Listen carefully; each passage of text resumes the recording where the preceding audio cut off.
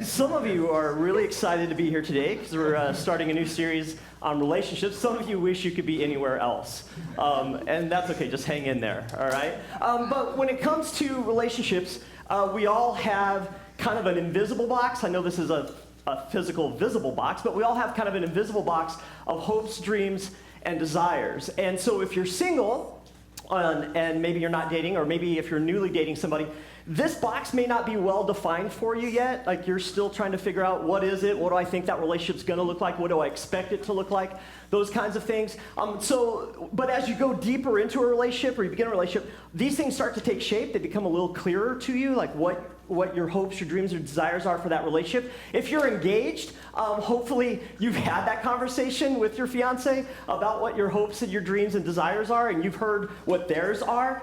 If you're married, you should definitely know what's in your spouse's box, right? You should definitely know. Some of you are looking at each other like, I don't even have a box. That's the guys. The guy's like, I don't have a box. But you should probably know what's in your spouse's box. And the problem is, they gave up their box. yeah, we're going to talk about that actually today. Guys, don't give up your box. That's going to, like, if you miss everything else, don't give up your box. But the problem is sometimes we know what's in that person, the other person's box. Sometimes we don't. That's where problems start to arise. But we're going to talk a little bit about some of the things that we have hopes, dreams, and desires about.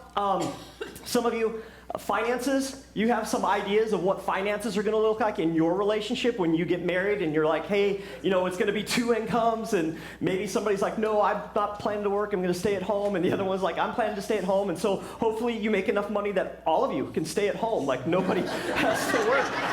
You have hopes, dreams, and desires about housework and chores and who does what and who's inside, who's outside. Does somebody do all of it inside and outside? Maybe there's conversations about how you expect that to happen, what that looks like. Family, some of you came from, you were an only child, and you're like, I don't want to be an only child, I want to have children, and so you're like, hey, we need more than one, we want 2. Some of you, you have a full soccer team, I don't know, whatever you want, football team, you've got a bunch. There's some hopes and some dreams and desires about how we manage our time. What do we do with our free time? Do I get to hang out with my friends, you hang out with your friends, or do we always have to hang out together all the time? Sometimes you have to have you have some hopes, some dreams, and desires about that. Scheduling, where you're gonna spend holidays, right? That was in the video. Like, where does that go? I don't know. I know Carrie and I, this was an easy conversation. She's like, we're gonna, I'll just take like Thanksgiving and Christmas and Easter, and you can have the rest. And I'm like, awesome, like Groundhog's Day with my folks. That's pretty awesome. Some of you have an idea of what your house is gonna look like. So for you princes and princesses, maybe this is what your house looks like. Maybe it's a little bigger. Maybe you're gonna live in an apartment. Some of you are like, I don't want to buy. I think we should just rent for a while. Or some of you are like, we should buy right away, or whatever. You have hopes, dreams, and desires about that. Somebody has a sports car they're going to have to give up to get a more practical car. That's the other person typically, right? When you're thinking about that, like, my hope is I'm going to keep my sports car, whoever that is. Conflict resolution. Some of you have, this is how we do it in our house. We just put these on and we go, no, I'm kidding. But you have expectations or hopes and dreams and desires about how you resolve conflict. I didn't know a way to picture that. But some of you grew up in a house where, hey, the way we resolve conflict is we just get everything out on the table and we just talk about it. But if you grew up in a little bit of a different home, you don't do that because that's how feelings get hurt, right? And you're not going to say everything that's true. You just make sure that what you say is true, right? It's kind of that, you got that wiggle room that I don't have to say everything, but what I say has to be true. So there's how you deal with conflict. You have a desire and a hope and a dream about how that gets resolved in your household, right? The other thing, and it's not, I don't know how to picture it, is how you're going to treat each other. I think when you enter into a relationship and you're thinking this relationship may go somewhere, or this may be the person I spend the rest of my life with, you have these expectations or these hopes, these dreams and desires of how you're going to treat one another, how that person's going to treat me. If they love me, they would never, right? You already have these ideas. Before you've even said idea, you already have some ideas about what this is going to look like. If they loved me, if she loved me, she would never or he would never. So we all come into these relationships with hopes, dreams, and desires. I think I just killed something on our thing. Oops.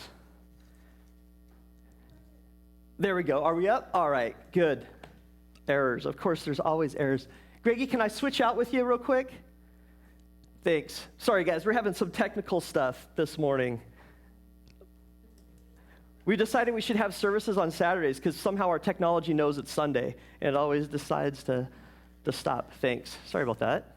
Awesome. That'll help.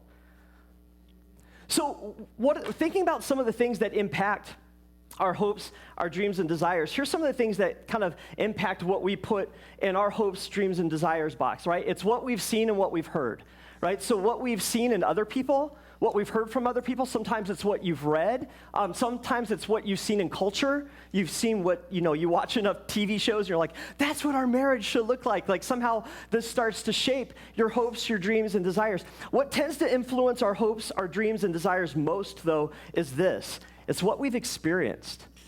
No matter how much, we want to think that doesn't influence, it influences our hopes and our dreams and desires, is what we've experienced, what we grew up in, or what we grew up around, right? And that's what kind of starts to influence the things that go into our hopes, our dreams, and desires box. And the thing is what we end up trying to do typically is no matter what you've grown up in, you either try to avoid something or you try to recreate something. Does that make sense? So you grew up in an environment, you grew up in a home, and what you saw happen there, you are either trying to avoid it because of whatever reason, or you're trying to recreate it. And the problem is when we're trying to recreate something, even something healthy in our relationships, even something good, the problem is that all of those hopes, dreams, and desires revolve around me, right?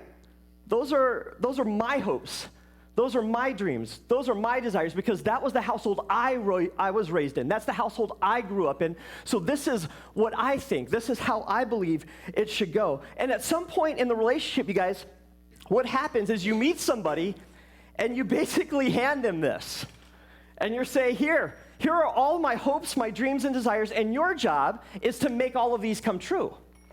Right? That's kind of what ends up happening. We walk into these relationships, or we walk down the aisle, or at the altar of the wedding, or at a few months after the wedding, or a few years after the wedding, we're like, hey, this is what I hoped for. This is what I dreamed our relationship would be. This is your job. You're to make this come true. And the problem is, when we do that, it doesn't feel like hopes, dreams, and desires to the other person.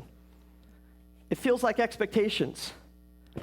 Feels like a homework assignment. It feels like an obligation.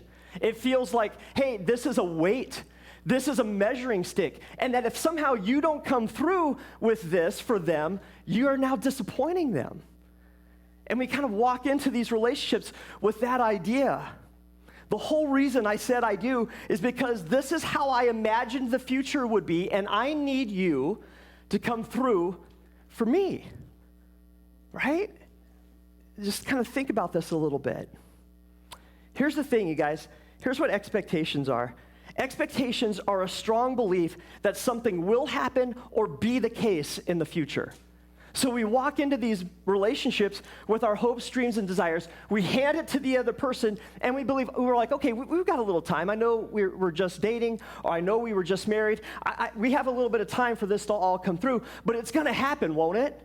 It's going to happen. I'm going to be able to stay at home, and we'll have a single income. That's going to happen, right? We're going to get the house of our dreams. I know we don't have it now, but we're working toward it, right? One of these days when we get married, then we'll, right? One of these days when he gets the better paying job, then I'll. One of these days she'll change her mind about this. We'll have these ideas of these expectations that something will happen or it will be the case in the future. Here's the problem. Attempting to recreate or avoid something from the past. So all this was shaped from your past. All these hopes, these dreams, and desires become expectations for the person we just handed it to. That all of these ideas, the things that we've trying to recreate, the things we're trying to avoid, they transform hopes, dreams, and desires into expectations. And even in the best relationships, even in the most ideal relationships, even the best fall down sometimes. Even the wrong words seem to rhyme. Anybody tracking with me? Out of the doubt that fills my mind, I somehow find what? Help me out. You and I collide. Howie Day, 2003. Nobody got the reference. It's okay. It's all right. Yeah, my daughters, we listen to some of the same music. It's weird. But the problem is when you and I collide, we swap boxes. I hand you mine, and you hand me yours. And what felt like hopes, dreams, and desires to me feels like expectations and a burden and a measuring stick to you. And what felt like hopes, dreams, and desires to you now feels like an expectation and a burden to me. And so when you and I collide, we do one of 5 things, and we're going to talk about these a little bit this morning. Here's one of the things that tends to happen when you and I collide and we swap boxes. One of the things that happens is we leave. Somebody leaves. Somebody says, nah, that wasn't what I signed up for.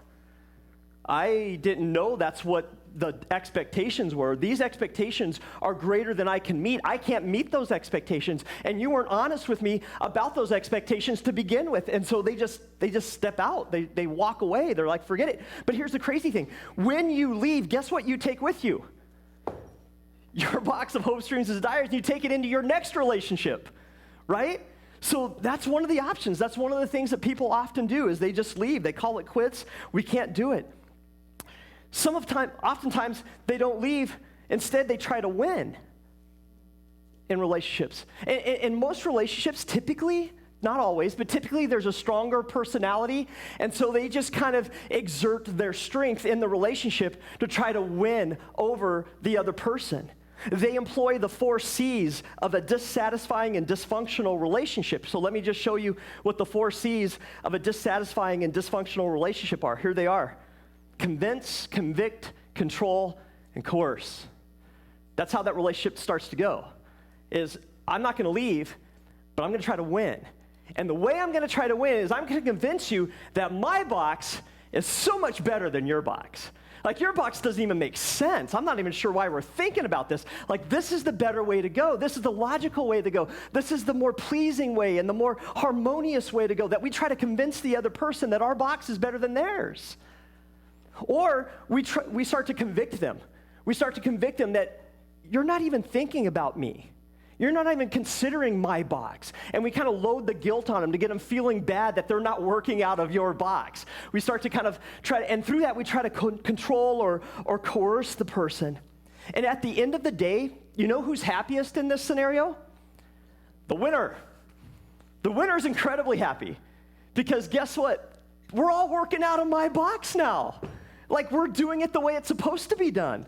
This is the way life is supposed to look. This is the way our marriage is supposed to look. I'm now happy because we have 2 people working out of the same box. So life is good and life is grand, right? I'm not really sure what's wrong with them, but they'll come along. They'll see that this was a better way. This was a better route to take. This was a wiser decision to make. And eventually and ultimately, all of this just gets kind of weird. And so the third response is kind of the flip side of the second response. And maybe some of this you guys can identify with. If you're not the winner, you're the conformer. You're the one that gives to the winner's desires. You're the one that's like, okay, I'll just set my box aside and we'll work out of your box.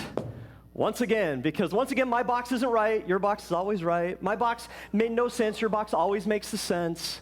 We're going to just work out of your box. They become a conformer. We become someone we're not in order to compensate for someone that won't love us the way we are. We just start to become someone we're not, and we become somebody that God hasn't made us to be in order to compensate for someone that won't love us the way we are, for who we are. And so we just conform.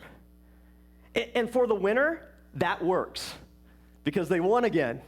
And guess what? For the conformer, this works for a little while. You know why it works for a little while? Because it takes the tension out of the relationship for a moment. It takes the temperature down in the relationship for a moment. You know, I don't agree with it, but I'll just go along. I'll deal with it. As long as he's happy, I'll just deal with it. As long as she's happy, I'll just deal with it. I'll just go with it.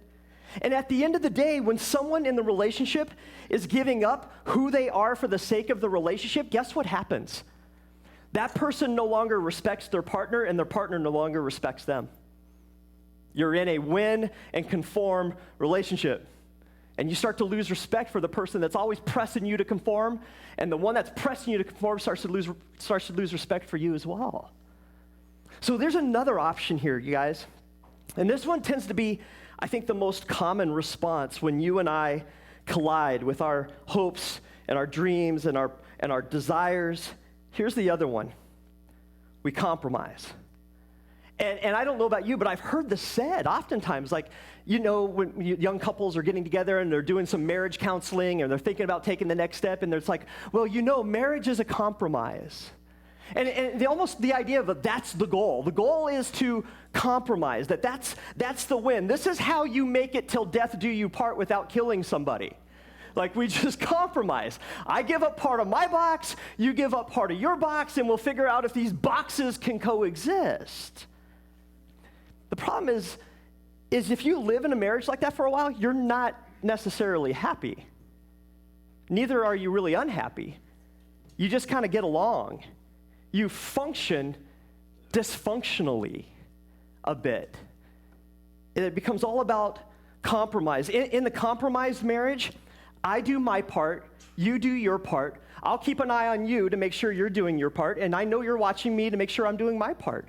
It's all rather contractual. It's all negotiated. It's like a business deal that we just kind of come to the table and we sort out who does what, and we're going to make sure all the things are getting done.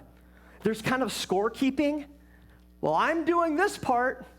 Are you doing your part? There's kind of this thing that kind of goes back and forth in the compromised marriage. But here's the thing. In a relationship like this, a marriage like that compromised marriage, there's low trust. There's low trust because I know you always have your eye on me to make sure I'm doing my part. And I always have my eye on you to make sure you're doing your part. And in that marriage, there's low trust. And when there's low trust, there is low intimacy in a relationship. And the reason that is you cannot give yourself completely to someone that you don't trust completely. In a compromised marriage, intimacy starts to dip because it's all about negotiation. It's all about scorekeeping. It's about, I'll do mine. I know you're watching me to make sure I'm doing mine. You do yours. I'm watching you to do yours. And in that relationship, in that dynamic, trust diminishes. And because trust diminishes, so does intimacy. Because I can't, you can't, we cannot give ourselves fully to someone we can't trust fully. The other problem with a compromised marriage is that it is often fueled by a commitment to the wrong thing. And I know this is going to strike some people as off or wrong, but just kind of hang with me for a second. Maybe you've heard this said, or maybe you've even thought this or said it yourself, but have you ever heard this said? I'm committed to my marriage. I want my marriage or my relationship to work. Again, you guys, in that setting, who's it all about? It's all about me, once again. Let me share with you, being committed to your marriage is definitely better than not being committed to your marriage, okay? So I don't want anybody walking out there and go, Pastor said we shouldn't be committed to our marriage. That's not what I said. So being committed to your marriage is better than not being committed to your marriage. Being committed or wanting your marriage and your relationship to work out is better than not wanting it to work out, right? But there's something better to be committed to in the relationship. You know why? There is someone in the relationship to be committed to. You don't marry a marriage. You marry a person. You're not committed to an institution. You're committed to a person. And I think somehow in the compromised marriage, we've kind of tweaked this and we're looking at it the wrong way. We're committed to an institution that we were never called to be committed to. Jesus never said, hey, I want you to leave your father and mother and cling to marriage. That's not what he said. He said, I want you to leave your father and mother, and I want you to cling to your wife, to your spouse. There's someone to be committed to that's greater than the something. Again, this may work. Like that's a route that a lot of people have chosen, and it's worked, and they've made it many years, and they haven't killed each other. But it's not all that fun, and it's not all that fulfilling. There's something better, right? When you and I collide, when we swap boxes and we trade expectations, we leave, or we win, or we conform, or we compromise. And I'm telling you this morning, guys, if we choose any of these paths in our relationships or in our marriages, I know for a fact this will happen. We loses. We loses. I might win, you might win, but the we loses in this. And so I believe there's a better option, and we're going to spend more time next week talking all about this. But for the next few minutes, I want us to frame this challenge in a little different way so that you'll know where we're headed to in the next few weeks. But here's a statement, and just give us a chance to kind of explore this a little bit for you this morning. Expectations, no matter what kind of a relationship really, expectations create a debt-debtor relationship. Does that make sense? When I pin all of my hopes, dreams, and desires on you, I live under the assumption that you owe it to me to now make my hopes, my dreams, and desires to come true. That's, you owe me. I've pinned everything on you. I need you to come through for me. I need you to handle conflict the way we handle it. I want you to handle the schedule the way that I'd like it handled. So I pinned all of my hopes, my dreams, and desires on you. And so you now owe me this. I'm now living with this expectation that you owe me. You owe me your time. You owe me to move your schedule around my schedule. You owe me to resolve conflict the way we resolve conflict. You owe me to spend our free time the way we talked about spending the free time, because that's the way I think we should spend our free time. You owe me that. You owe it to me to provide for me. You owe it to me to give me affection. You owe it to me to give me attention. You owe me. Why? Because that's what you're supposed to do. That's what you're supposed to do. You're supposed to move your schedule to fit my schedule. You're supposed to move your desires to fit my desires. You're supposed to move your expectations to better fit my expectations. You owe me, because that's what you're supposed to do. So let me just ask you a question, because I think this is a big part of the problem in relationships in general, and marriages certainly. Let me ask you, how much gratitude do you express to people who pay you what they owe you? Just, you guys can talk, it's just us. How much gratitude do you express to people who pay you what they owe you? How much gratitude do you express to someone who does what they're supposed to do? Minimal. I'm not incredibly grateful to somebody that does what they're supposed to do, because they're supposed to do it. I don't express gratitude to somebody who owes me what I've already determined they owe me. Right? We rarely express gratitude for what we've come to expect. Just think about it. Just pull it out of marriage for a second, pull it out of a relationship for a second, and just plug this idea into any other interaction in your world. And I think you'll find this still holds up. That when people do what you expect them to do, what they're supposed to do, we're rarely grateful for it. We're expecting it because that's your job. That's your duty. That's your whatever. That's your obligation, right? So when you and I begin to expect from someone what they should do, or here's the really hard thing, you guys, especially if you've been married for quite a while, what you've grown accustomed to them doing, right? Because if you've been married for any length of time, there's routines that we all kind of have. We have them at our home. If we didn't, I just looked at Helga. Helga's like, we live on routines. There's 9 children. Like, I get it, yeah. So I'm not. This isn't a knock against routine, because we have to establish routines in our lives. The problem that starts to arise is when we expect that person to do it all the time. That I not only should you do it, but I expect you to do it because you've always done it. But the problem with that, when that happens, gratitude in that scenario becomes minimal. In our household, Carrie does the 99.9999% of the cooking. I've come to expect it. So how often do I say thank you to her? You know what I mean? Because it's what we do. That's how we do it. The lawn gets mowed. That's my job. The lawn gets mowed. It's what we do. And I'm not knocking these things, but the problem is when we start to set up these expectations, gratitude starts to dip really low. We fail to be grateful for the things that we've come to expect. The idea starts to. Have you ever had this one? And maybe I should have warned my wife that some of the stuff I'm sharing isn't necessarily our stuff, but some of it is, so you guys get to guess which part is our stuff and not our stuff. So you ever have this thing happen that you come to expect stuff and you're no longer really grateful for it, and you basically get, like, I'm not going to thank you for it when you do it, but I'm sure as heck going to let you know when you don't? Anybody there? That's not our stuff, just so you know. That might be your stuff. Some of you guys laughed, so that's your stuff. No. Yeah, it's that idea. I'm not going to thank you for it when you do it, but I'm going to let you know when you don't. When I come to expect it, I will not be grateful for it. So what is gratitude? Gratitude's the idea that I didn't expect this. I didn't expect you to do that. You don't owe me that. I don't expect that. And when you do it, I'm thankful for it. That all of a sudden my expectations are gone. I start to remove the expectations out of the equation, and I'm now thankful for whatever it is. Right? That's what fuels healthy marriages and relationships. Gratitude indicates that you and I have not filled up a box of expectations and handed it to somebody. Here's what I expect. Here's your box. Go get it done. Oh, you want gratitude? I'm not really grateful to people that do what I expect them to do.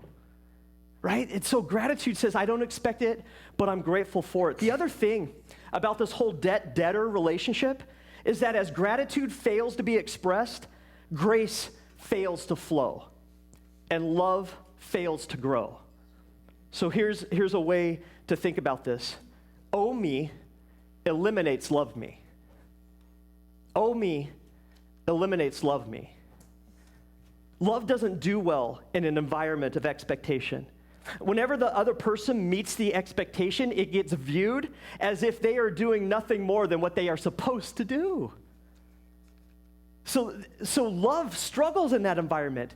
It's hard to be overwhelmed and be overjoyed when somebody does what you expected them to do already, what they were supposed to do. And so love has a difficult time growing in that environment. They're basically taking care of the box that you handed to them to take care of.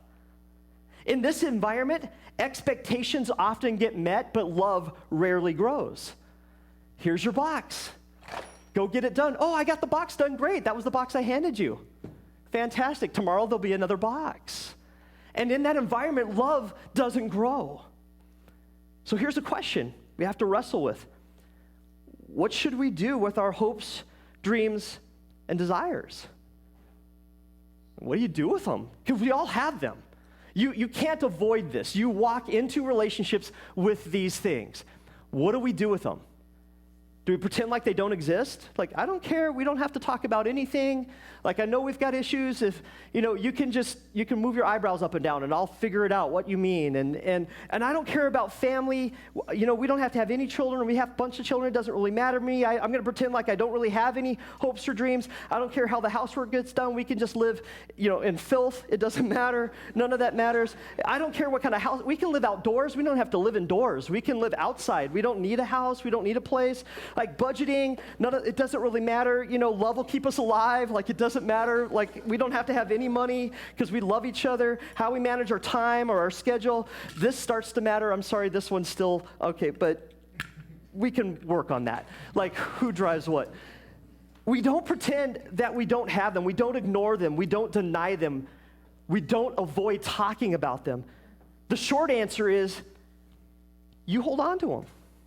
Hold on to your hopes, your dreams, and desires. We talked about this earlier, we just give them up. No, you don't become somebody that God hasn't designed you to be, or created you to be, or built you to be, right? We talk about them, but we keep them in our hopes, dreams, and desires box, and we don't transfer them to the expectations box of our other person. The other person we're in the relationship, the person that we're hoping to spend the rest of our life with, or the person you've already made a commitment to spend the rest of your life with. We try to keep them here and not put them in the box of this is the expectation, this is what you now owe me, right? So how do we do that? How do we hold on to our hopes, dreams, and desires and not hand them off to the person we want to spend the rest of our life with? And the short answer to that question is the correct answer to this next question. And this next question is actually going to bother some of you, and that's okay that it bothers some of us, all right? But this next question and its correct response is what happy couples know. So here's the question that you have to ask in your relationships. You have to ask this question, and you need to answer this question. What do they owe me? What do they owe me? I heard some of you say it. The answer is nothing. They owe you nothing. And you want to talk about the problem in a lot of relationships? It's that. It's that somehow they're not giving me what I believe they owe me. Again, who's the center part of that conversation? Me. They're not giving me what I think they owe me. Me, right? The answer to this question, what do they owe me? The answer is nothing. Happy couples know that they owe each other everything, but they are not owed anything in return. That doesn't make any sense, does it? Well, let me say it again, just in case you're like, what? Happy couples know that they owe each other everything, but they are not owed anything in return. Let me tell you something about some of the happiest couples you know. There's something about them that doesn't make any sense. You ever notice that? Like, they have like these really great relationships, and you're like, they've walked through some crazy, really hard stuff, and they're still good. And not only are they good, they're good together. And they're good for one another. And they've struggled, and they've cried, and they've prayed, but they're happy. Happy couples, they walk through challenging things. Some of them have lots of kids. Some of them can't have kids or didn't want kids, but they're still happy. Some of them have much. Some of them have very little, but they're still happy. There's just something about happy couples that doesn't make a lot of sense. They live under the principle that they owe each other everything, but they are not owed anything in return. And here's the thing. Happiest couples I know are Christian couples who have taken their cue from Jesus' one all-encompassing command, and they've dropped it into their relationships. And here's the command that Jesus gave. He says, as I have loved you,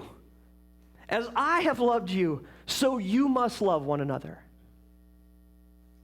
They've taken these words, and they're no longer just words on a page. This is the marching orders for their life and for their relationships. And what's interesting is the Apostle Paul would come along, and he would take this command that Jesus gave his followers shortly, just hours before he would go to a cross. The Apostle Paul would take this command, and what's interesting to me, you guys, I know it's my living, right? I read this stuff. It's pretty amazing. But pretty much everything that Paul writes, all of the commands that you find in the New Testament that Paul wrote, they typically point back to this. Believe it or not. Believe it or not, almost everything that Paul says that you should and you shouldn't, and here's how you should live, and here's what you should avoid, all point back to that. And you know how I know it? It even shows up in a verse that we read often, and maybe it was in your wedding. It says, hey, I can do a lot of things, but if there's not love, it's nothing. It amounts to zero. It doesn't matter. It doesn't add up. It doesn't do anything. And so the Apostle Paul would kind of point back to this command in every situation and in every relationship. And here's what he wrote to the Christians in Ephesus. And we just read this last week. So I want you this will be where we kind of launch out next week a little bit, but I want you to read this again and see this again. Paul writes, walk in the way of love. And we're like, yeah, according to my hopes and my dreams and my desires. We're gonna sing love songs, and we're gonna watch movies, and he says, no, wait a second, just as Christ. What's interesting in the New Testament, you'll find that phrase used by Paul over and over and over again, just as. Just as Christ. What did Christ do? He loved us, and he did what? Gave himself up. Gave himself up for us. Happy couples take this idea and they drop it into the center of their relationships, into the center of their marriages. And when they do this, marriage begins to look like a submission competition. It's no longer you owe me, and I'm keeping record, and I've got a scorebook. And remember last year when we went to your parents? Well, this year it's my turn. We're going to my parents. It doesn't look like a scorebook any longer. The marriage starts to look like a submission competition, and it's a race to the end of the line. How do I get to the back so I can serve better? How can I meet your needs? How can I help meet what your desires are? And the problem with this is, you guys, when we talk about this, and it even hits in this room, it definitely hits outside of this room, is that the idea of being constantly submissive to the other person sounds miserable. That's why very few people try it, and that's why most marriages fail. I'll be honest. Nobody wants to do that. Why? Because I have my hopes and my dreams and my desires, and your job is to make them come true. And the problem is that's not what we're called to. And that's not how a marriage grows and blossoms and becomes all that God would want it to become. This sounds miserable, which is why so few people try it, but those who do enjoy it. They actually figure out a way to love unselfishly. They figure out a way to love unconditionally. They figure out a way to submit even when they don't feel like submitting. It's one of the things happy couples know. So we're going to pick up here next week, you guys, but before we go, let me give you 2 pieces of homework real quick, and they're just thought homework. Like, I guess you can write this down if you want, take a picture of the screen. I just want you to think about, I don't want you to talk about it, okay? Because sometimes people they get home, they're talking in the car already about this. Just don't do that, because then I get phone calls later in the week, and this week I don't want those, okay? Call me next week, but not this week. Here's the first question. Here's the homework I want you to consider. What's in your box? Your box. Your box. We're starting there. Don't go try to snoop in somebody else's box right now. What's in your box? You should probably know the answer to that. Yeah, and the hard thing is, we'll talk about, there'll be a homework assignment next week, but this week, it's just what's in your box. Because you should sort through that, because the reality is, you're going to walk into a relationship and bring this with you. So you should probably know what's in there, right? So what's in your box? Here's the second question I want you to wrestle with. Are you expecting someone to carry it around for you?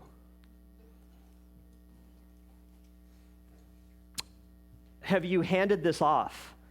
And here's the weird thing, you guys, and I know from experience, you can do that intentionally and unintentionally. That sometimes you just walk into a relationship and here's what I expect, here's how our life should look, this is what our future should look like, and you just assume they're working out of your box. Newsflash, they got their own box. They were raised in a different home. Even if it was similar, it wasn't the exact same. We talked about a lot of those weren't issues way back when because we were all raised the same. You were raised similar. You were not raised the same.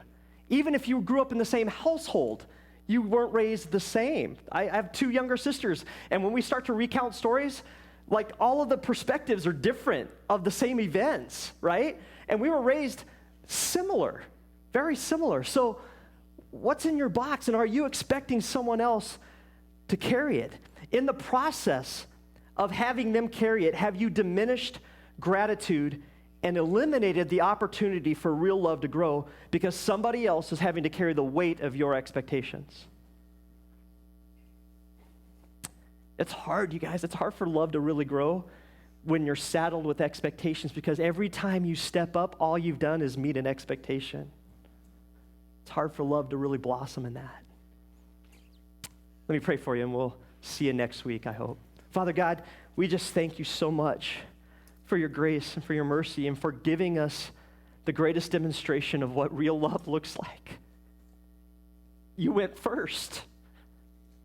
You had a standard, and you stepped down from heaven and entered our world to seek and to save us. You dropped your expectations first to come and meet us where we were. God, help us see that and help us know that. Help us model that.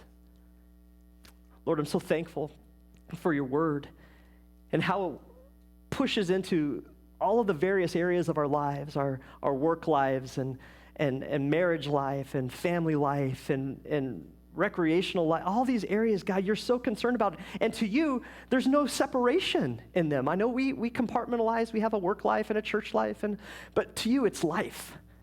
And in this life, your son said that he came to give us a rich and fulfilling and an abundant life. God, help us pursue what you want for our lives, individually, as married couples, as families, as a church family.